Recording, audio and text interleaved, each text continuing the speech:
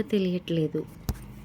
ఈరోజు అమ్మవారు జగమంతటికి ఆహారాన్ని ప్రసాదించే సాక్షాత్తు మనందరికీ తండ్రి అయినటువంటి ఆ పరమేశ్వరునికే భిక్ష వేయగలిగేటంత శక్తి కలిగిన అన్నపూర్ణాదేవి అవతారంలో అమ్మవారు మనందరినీ ఆశీర్వదించడానికి రెడీ అయిపోయి మన ముందుకు వచ్చేసారండి.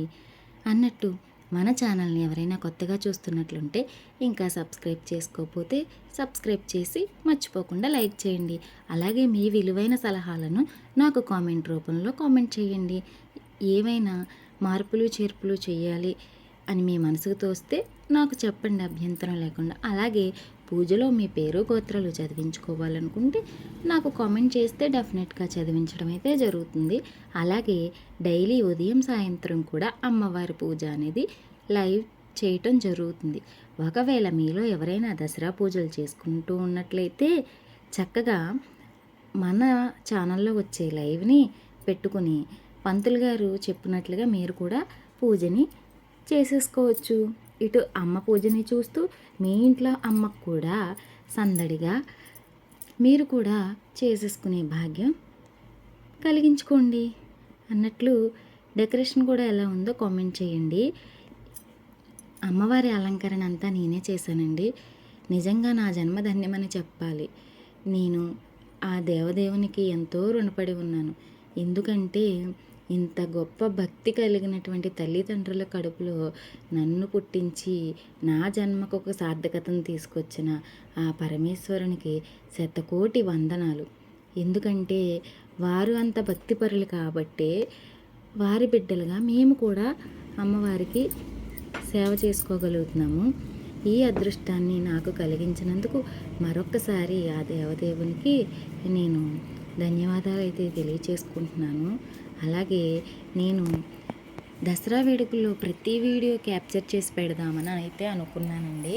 కానీ నాకు వీడియో చేయటం అయితే కుదరట్లేదు. సమయం అనేది అనుకూలత సరిపోవట్లేదు నాకు. అలాగే నేను ఒక్కదాన్ని వీడియోలు తీసుకోవాలి కాబట్టి నాకు సమయం సరిపోవట్లేదు. అలాగే వీడియోలు తీయటం కూడా కుదరట్లేదు. అమ్మవారికి చేసే ప్రతిదీ నైవేద్యం అన్నీ కూడా అమ్మవారి అలంకరణ, శారీ ట్రాపింగ్ అన్నీ చూపిద్దామని అయితే అనుకున్నాను.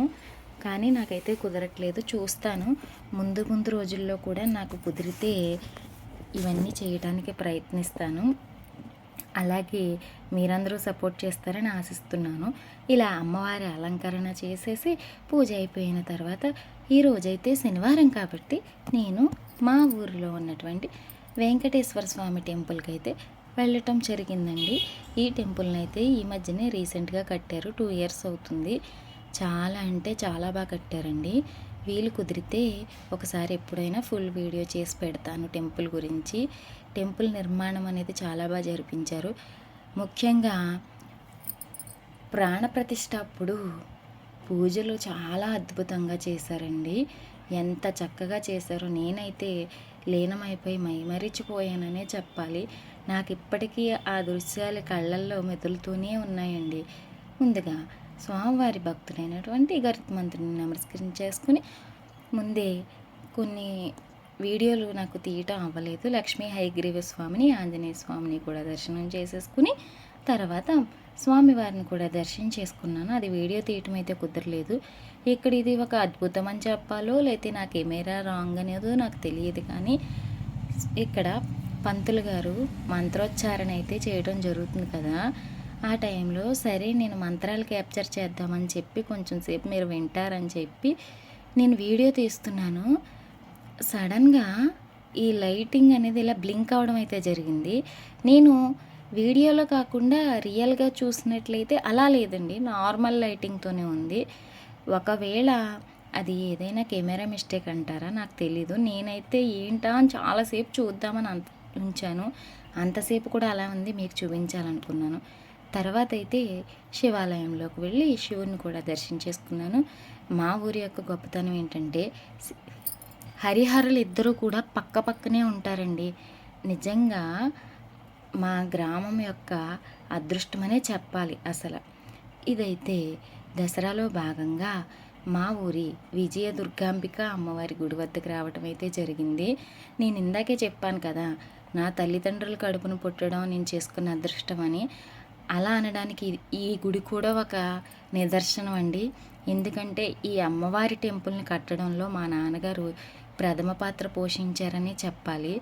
ఆయనే చందాలు ఇవన్నీ పోగు చేసి కమిటీ మెంబర్‌గా ఉండి గుడి నిర్వహణ అంతా దగ్గరుండి జరిపించారు.